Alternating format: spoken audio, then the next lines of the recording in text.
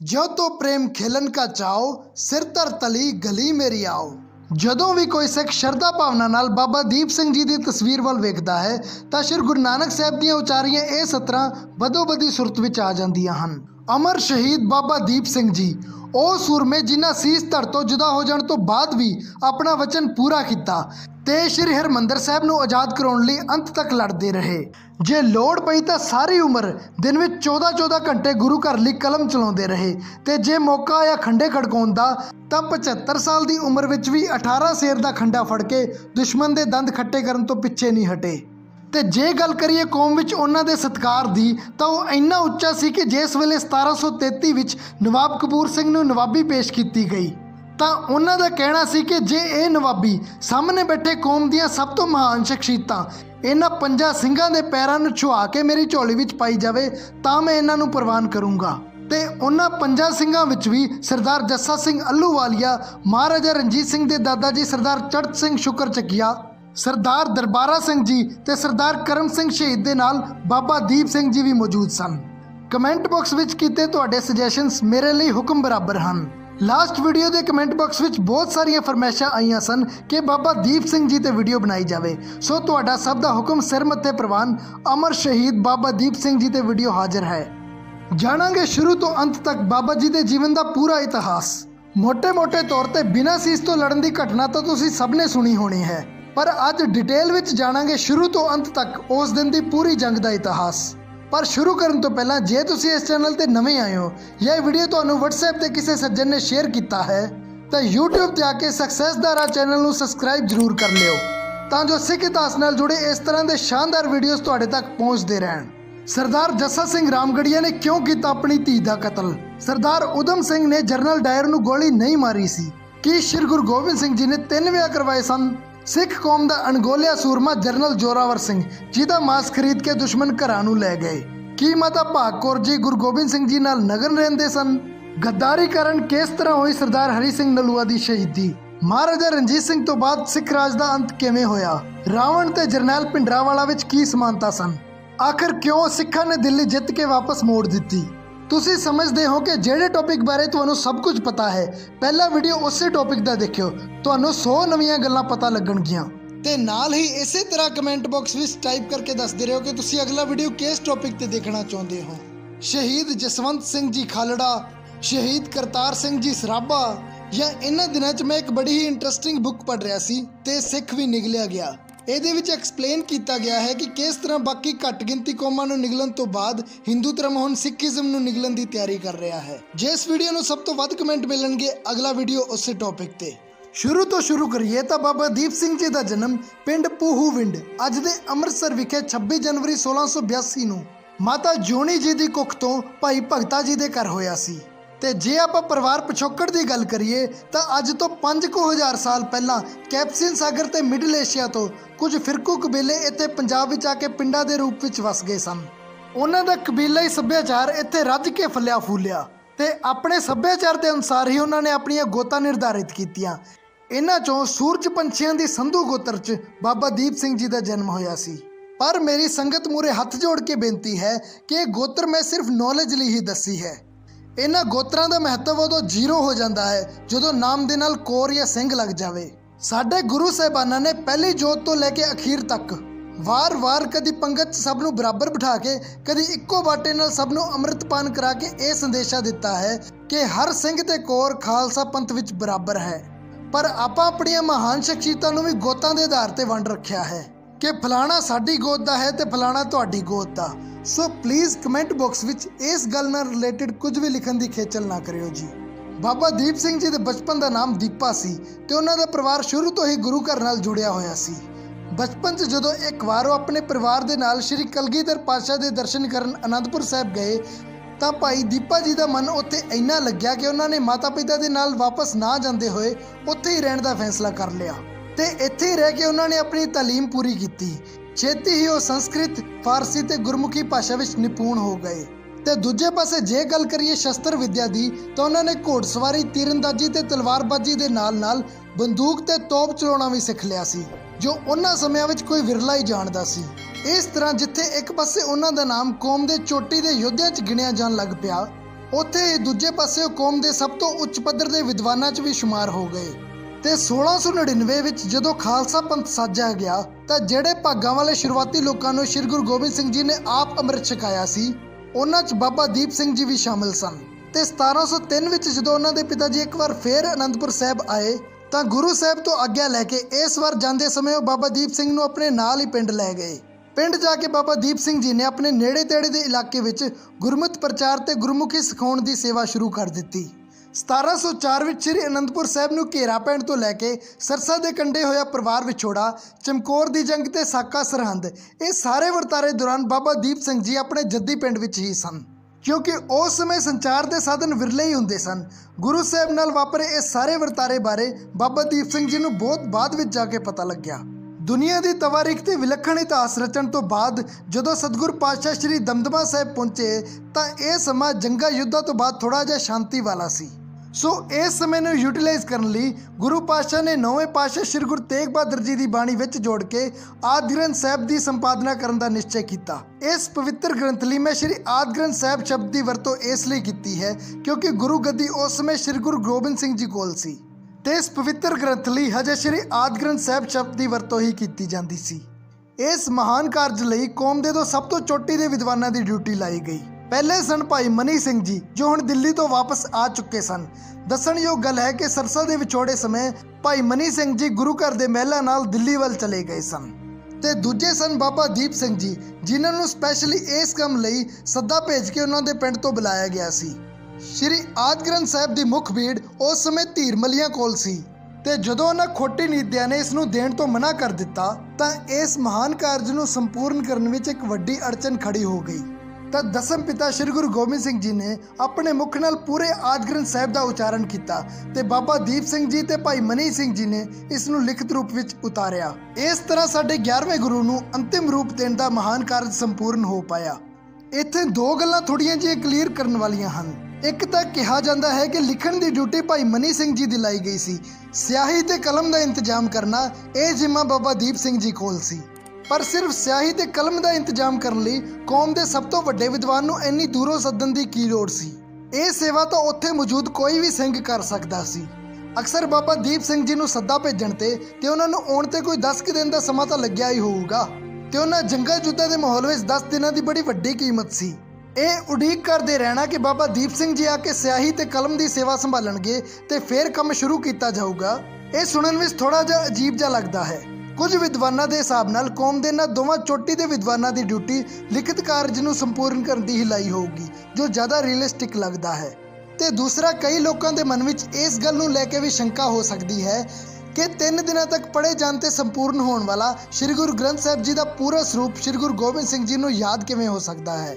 ਪਰ ਹਜੇ ਕੱਲ ਦੀ ਹੀ ਗੱਲ ਹੈ ਜਦੋਂ ਮਸ਼ਹੂਰ ਲਿਖਾਰੀ ਤੇ ਇਤਿਹਾਸਕਾਰ ਸਰਦਾਰ ਕਾਹਨ ਸਿੰਘ ਨਾਭਾ ਦੇ ਪਿਤਾ ਜੀ ਭਾਈ ਨਰੈਣ ਸਿੰਘ ਜੀ ਇਸ ਦੁਨੀਆ ਤੇ ਮੌਜੂਦ ਸਨ।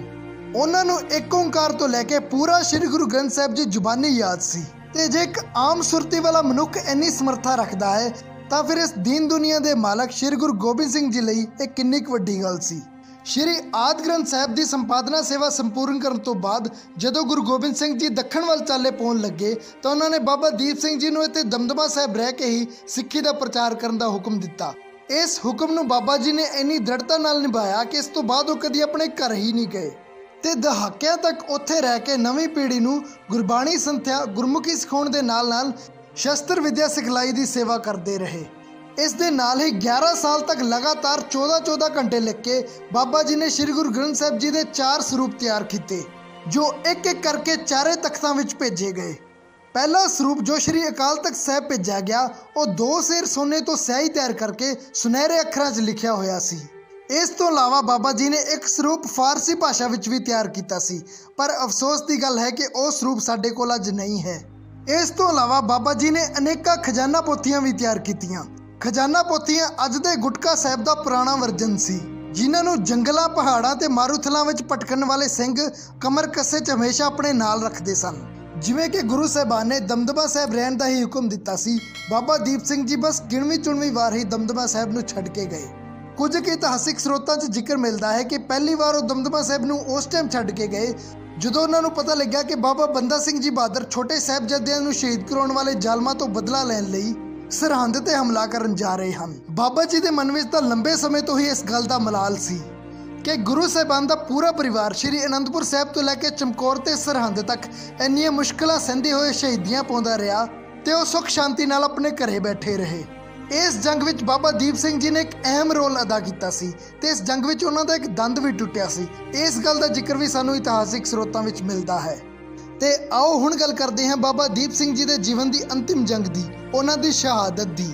ਕਿਸ ਤਰ੍ਹਾਂ ਬਾਬਾ ਜੀ ਸੀਸ ਤਲੀ ਤੇ ਟਿਕਾ ਕੇ ਦੁਸ਼ਮਣਾਂ ਨਾਲ ਲੜਦੇ ਰਹੇ, ਇਹ ਤਾਂ ਆਪਾਂ ਸਭ ਨੇ ਸੁਣਿਆ ਹੈ। ਪਰ ਸ਼ੁਰੂ ਤੋਂ ਅੰਤ ਤੱਕ ਉਸ ਦਿਨ ਦੀ ਜੰਗ ਦਾ ਪੂਰਾ ਇਤਿਹਾਸ ਜੋ ਬਹੁਤ ਹੀ ਜ਼ਿਆਦਾ ਇੰਟਰਸਟਿੰਗ ਹੈ, ਸ਼ਾਇਦ ਤੁਸੀਂ ਅੱਜ ਪਹਿਲੀ ਵਾਰ ਸੁਣੋਗੇ। ਆਓ ਇਹ ਸਭ ਜਾਣਨ ਲਈ ਆਪਾਂ ਆਪਣੀ ਸੁਰਤ ਨੂੰ 1753 ਦੇ ਪੰਜਾਬ ਲੈ ਚੱਲੀਏ। ਮੀਰ ਮੰਨੂ ਦੀ ਮੌਤ ਤੋਂ ਬਾਅਦ ਸਿੱਖ ਤੇਜ਼ੀ ਨਾਲ ਇੱਕ ਤਾਕਤਵਰ ਧਿਰ ਦੇ ਰੂਪ ਵਿੱਚ ਉੱਭਰ ਕੇ ਸਾਹਮਣੇ ਆਏ।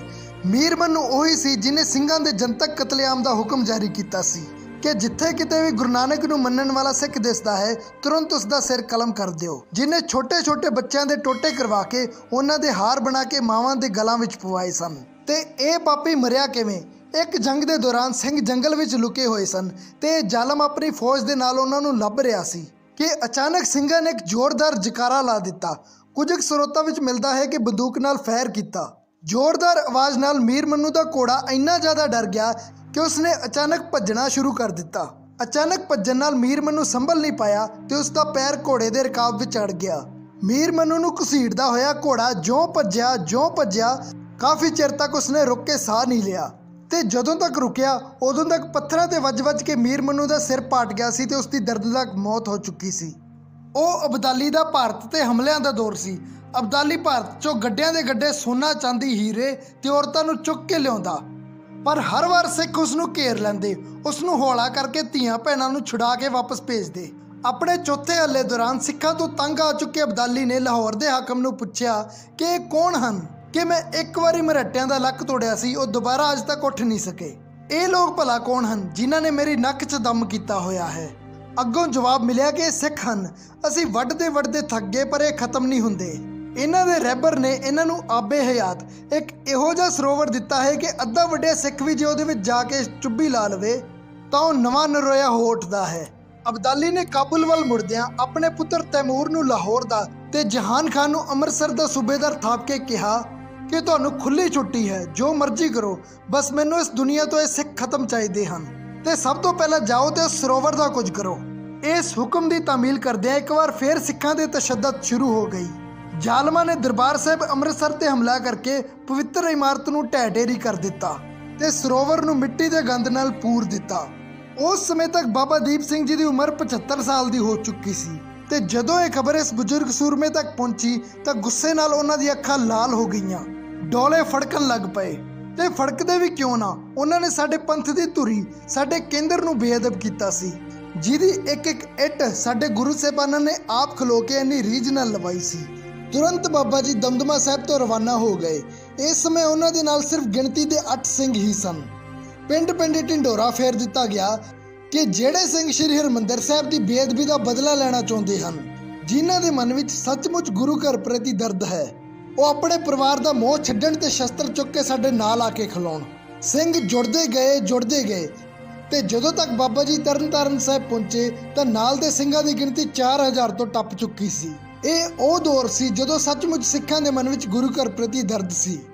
ਅੱਜ ਤਰ੍ਹਾਂ ਨਹੀਂ ਕਿ ਕਿਸੇ ਦੇਹਧਾਰੀ ਦੀ ਮੌਤ ਤੇ ਤਾਂ ਲੱਖਾਂ ਦਾ ਇਕੱਠ ਹੋ ਜਾਂਦਾ ਹੈ ਤੇ ਸ੍ਰੀ ਗੁਰੂ ਗ੍ਰੰਥ ਸਾਹਿਬ ਜੀ ਦੀ ਬੇਅਦਬੀ ਦੀ ਪੀੜ ਸਿੱਖ ਦੇ ਦਿਲ ਤੱਕ ਹੀ ਨਹੀਂ ਪਹੁੰਚਦੀ।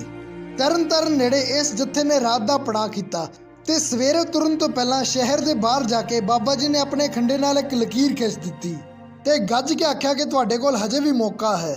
ਜਿਹਨੂੰ ਗੁਰੂ ਘਰ ਨਾਲੋਂ ਪਰਿਵਾਰ ਦਾ ਮੋਹ ਵੱਧ ਹੈ ਉਹ ਪਿੱਛੇ ਹਟ ਸਕਦਾ ਹੈ ਤੇ ਜਿਹੜਾ ਸੂਰਮਾ ਗੁਰੂ ਘਰ ਲਈ ਸ਼ਹਾਦਤ ਦੇ ਸਕਦਾ ਹੈ ਉਹ ਲਕੀਰ ਲੰਘ ਕੇ ਆਵੇ ਤੇ ਸਾਡੇ ਨਾਲ ਆ ਕੇ ਖਲੋਵੇ।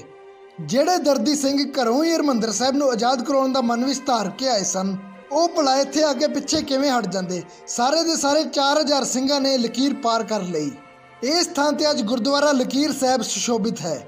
ਉਧਰ ਜਦੋਂ ਜਹਾਨ ਖਾਨ ਨੂੰ ਸਿੰਘਾਂ ਦੀ ਚੜ੍ਹਾਈ ਕਰਕੇ ਆਉਣ ਦਾ ਪਤਾ ਲੱਗਿਆ ਤਾਂ ਉਸਨੇ 4000 ਦੇ ਮੁਕਾਬਲੇ 20000 ਦੀ ਫੌਜ ਤਿਆਰ ਕਰ ਲਈ। ਇਸ ਤੋਂ ਇਲਾਵਾ ਉਸਨੇ ਲਾਹੌਰ ਤੈਮੂਰ ਖਾਨ ਨੂੰ ਵੀ ਫੌਜਾਂ ਭੇਜ ਕੇ ਸਾਥ ਦੇਣ ਲਈ ਸੰਦੇਸ਼ਾ ਭੇਜਿਆ। ਇੱਕ ਪਾਸੇ ਗੁਰੂ ਕੇ 4000 ਸਿੰਘ ਸਨ, ਜਿਨ੍ਹਾਂ ਚੋਂ ਜ਼ਿਆਦਾਤਰ ਖੇਤਾਂ 'ਚ ਕੰਮ ਕਰਨ ਵਾਲੇ ਕਿਰਤੀ ਸਿੰਘ ਸਨ, ਜਿਨ੍ਹਾਂ ਕੋਲ ਹਥਿਆਰ ਵੀ ਕੋਈ ਬਾਹਲੇ ਚੰਗੇ ਨਹੀਂ ਸਨ। ਤੇ ਦੂਜੇ ਪਾਸੇ ਜ਼ਾਲਮਾਂ ਦੀ 20,000 ਦੀ ਵੱਡੀ ਫੌਜ ਸੀ, ਜਿਨ੍ਹਾਂ ਕੋਲ ਹਰ ਤਰ੍ਹਾਂ ਦੇ ਚੰਗੇ ਹਥਿਆਰ ਤੇ ਜੰਗੀ ਸਾਜੋ ਸਮਾਨ ਮੌਜੂਦ ਸੀ ਤੇ ਉਹਨਾਂ ਦੀ ਅਗਵਾਈ ਕਰ ਰਿਹਾ ਸੀ ਹਾਥੀ ਤੇ ਸਵਾਰ ਜਹਾਨ ਖਾਨ। ਲਾਹੌਰ ਤੋਂ ਤੈਮੂਰ ਖਾਨ ਹਜੇ ਆਪਣੀ ਫੌਜ ਲੈ ਕੇ ਪਹੁੰਚੇ ਹੀ ਨਹੀਂ ਸੀ ਕਿ ਗੋਲਵਾੜ ਪਿੰਡ ਦੇ ਲਾਗੇ ਦੋਹਾਂ ਫੌਜਾਂ ਦੀ ਆਪਸ ਵਿੱਚ ਟੱਕਰ ਹੋ ਗਈ। ਜੰਗੀ ਮੈਦਾਨ ਭਖ ਉੱਠਿਆ ਤੇ ਚਾਰੇ ਪਾਸੇ ਵੱਡੇ ਪੱਧਰ ਤੇ ਕੱਟ-ਵੱਢ ਸ਼ੁਰੂ ਹੋ ਗਈ। ਦੁੱਧ ਵਰਗੇ ਚਿੱਟੇ ਦਾੜੇ ਵਾਲੇ 75 ਸਾਲ ਦੇ ਬਾਬਾ ਦੀਪ ਸਿੰਘ ਜੀ ਚਿੱਟੇ ਘੋੜੇ ਤੇ ਸਵਾਰ ਹੋ ਕੇ ਇੱਕ ਹੱਥ ਵਿੱਚ 2 ਧਾਰੀ ਖੰਡਾ ਤੇ ਦੂਸਰੇ ਹੱਥ ਵਿੱਚ ਬੁਰਜ ਫੜ ਕੇ ਦੁਸ਼ਮਣ ਤੇ ਕਹਿਰ ਬਣ ਕੇ ਟੁੱਟ ਪਏ। ਇੰਨੀ ਗੱਲ ਤਾਂ ਆਪਾਂ ਅਕਸਰ ਸੁਣੀ ਹੈ ਕਿ ਬਾਬਾ ਜੀ ਨੇ ਹੱਥ ਵਿੱਚ 18 ਸ਼ੇਰ ਦਾ 2 ਧਾਰੀ ਖੰਡਾ ਫੜਿਆ ਹੋਇਆ ਸੀ, ਪਰ ਅਸਲ 'ਚ ਉਹਨਾਂ ਨਾਲ ਹੀ ਦੂਸਰੇ ਹੱਥ ਵਿੱਚ ਲਗਭਗ ਉਨਾ ਹੀ ਭਾਰ ਦਾ ਬੁਰਜ ਵੀ ਫੜਿਆ ਹੋਇਆ ਸੀ। ਅਫਗਾਨਾਂ ਦੇ ਇੱਕ ਚੋਟੀ ਦੇ ਜਰਨੈਲ ਮੁਹੰਮਦ ਕਰੀਮ ਬਖਸ਼ ਨੂੰ ਸਿਰ ਵਿੱਚ ਬੁਰਜ ਮਾਰ ਕੇ ਹੀ ਬਾਬਾ ਜੀ ਨੇ ਗੱਡੀ ਚੜਾਇਆ ਸੀ। ਉਸੇ ਸਮੇਂ ਇੱਕ ਬੜੀ ਹੀ ਹੈਰਾਨੀਜਨਕ ਘਟਨਾ ਵਾਪਰੀ ਜਿਸ ਨੇ ਪੂਰੇ ਜੰਗੇ ਮੈਦਾਨ ਦਾ ਨਕਸ਼ਾ ਪਲਟ ਕੇ ਰੱਖ ਦਿੱਤਾ।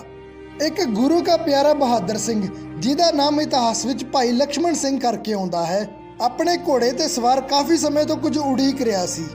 ਕੀ ਉਡੀਕ ਰਿਹਾ ਸੀ ਕਿ ਜਮਾਲ ਖਾਨ ਦਾ ਹਾਥੀ ਸਾਹਮਣੇ ਵੇਖ ਰਹੇ 5 ਫੁੱਟ ਦੇ ਟਿੱਬੇ ਦੇ ਨੇੜੇ ਆ ਜਾਵੇ।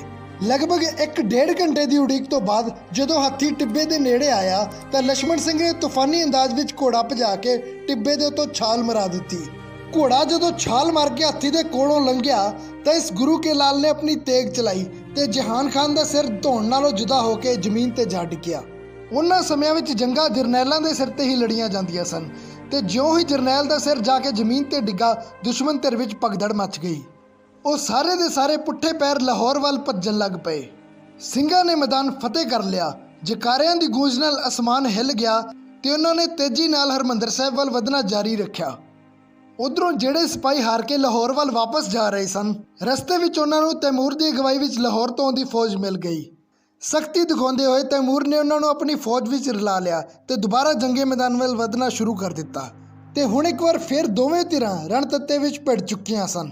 ਇਸ ਵਾਰ ਦੁਸ਼ਮਣ ਫੌਜ ਦੀ ਗਿਣਤੀ ਲਗਭਗ ਦੁੱਗਣੀ ਹੋ ਚੁੱਕੀ ਸੀ।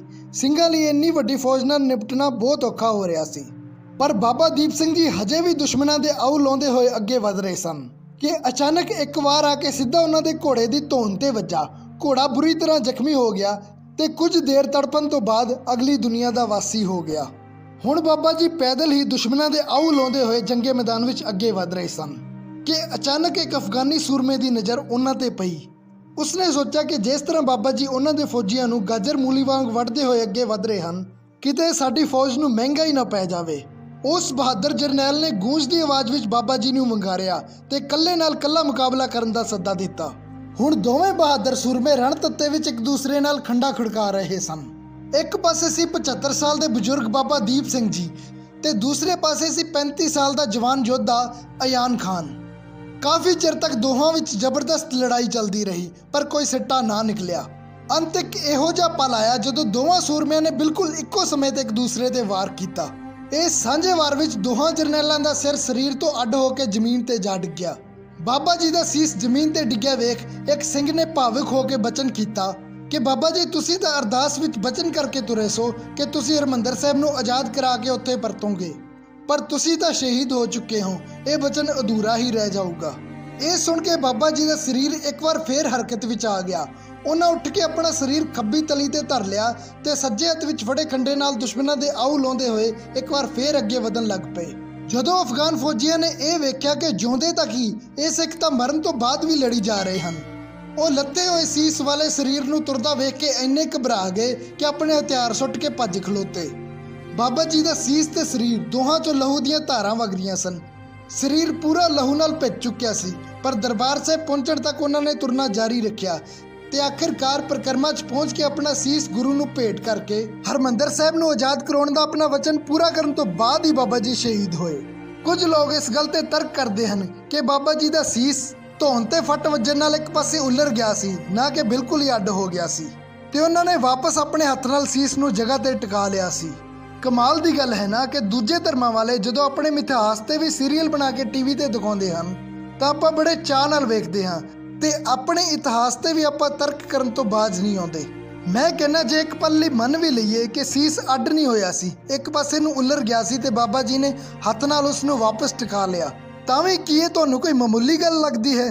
ਪਰ ਕਰਮਾਂ 'ਚ ਜਿੱਥੇ ਬਾਬਾ ਜੀ ਨੇ ਆਪਣਾ ਸੀਸ ਰੱਖਿਆ ਸੀ ਤੇ ਜਿੱਥੇ ਉਹਨਾਂ ਦੇ ਸਰੀਰ ਦਾ ਅੰਤਿਮ ਸੰਸਕਾਰ ਹੋਇਆ, ਇਹ ਦੋਵੇਂ ਥਾਵਾਂ ਤਾਂ ਲਗਭਗ ਹਰੇਕ ਸਿੱਖ ਨੇ ਵੇਖੀਆਂ ਹੀ ਹੋਣਗੀਆਂ। ਵੀਡੀਓ ਪਸੰਦ ਆਇਆ ਹੋਵੇ ਤਾਂ ਇਸ ਨੂੰ ਲਾਈਕ ਕਰਕੇ ਅੱਗੇ ਵੱਧ ਤੋਂ ਵੱਧ ਸ਼ੇਅਰ ਜ਼ਰੂਰ ਕਰਿਓ ਤਾਂ ਜੋ ਸਾਡੀ ਨਵੀਂ ਪੀੜ੍ਹੀ ਤੱਕ ਇਹ ਮਾਣਯੋਗ ਇਤਿਹਾਸ ਪਹੁੰਚ ਸਕੇ। ਇੰਸਟਾਗ੍ਰਾਮ ਪੇਜ ਨੂੰ ਵੀ ਫੋਲੋ ਕਰ ਲਿਓ ਕਿਉਂਕਿ ਤੁਹਾਨੂੰ ਉੱਥੇ ਹਰ ਰੋਜ਼ ਕੋਈ ਨਾ ਕੋਈ ਨਵੀਂ ਜਾਣਕਾਰੀ ਮਿਲਦੀ ਹੈ। ਆਪਣੇ ਨਾਲ ਦੂਸਰਿਆਂ ਤੋਂ ਵੀ ਚੈਨਲ ਸਬਸਕ੍ਰਾਈਬ ਕਰਾਉਣ ਲਈ ਤੁਹਾਡਾ ਬਹੁਤ ਬਹੁਤ ਧੰਨਵਾਦ। ਤੇ ਜਾਣ ਤੋਂ ਪਹਿਲਾਂ ਕਮੈਂਟ ਬਾਕਸ ਵਿੱਚ ਵਾਹਿਗੁਰੂ ਜੀ ਲਿਖ ਕੇ ਆਪਣੀ ਹਾਜ਼ਰੀ ਜ਼ਰੂਰ ਲਵਾ ਦਿਓ। ਵਾਹਿਗੁਰੂ ਜੀ ਕਾ ਖਾਲਸਾ, ਵਾਹਿਗੁਰੂ ਜੀ ਕੀ ਫਤਿਹ।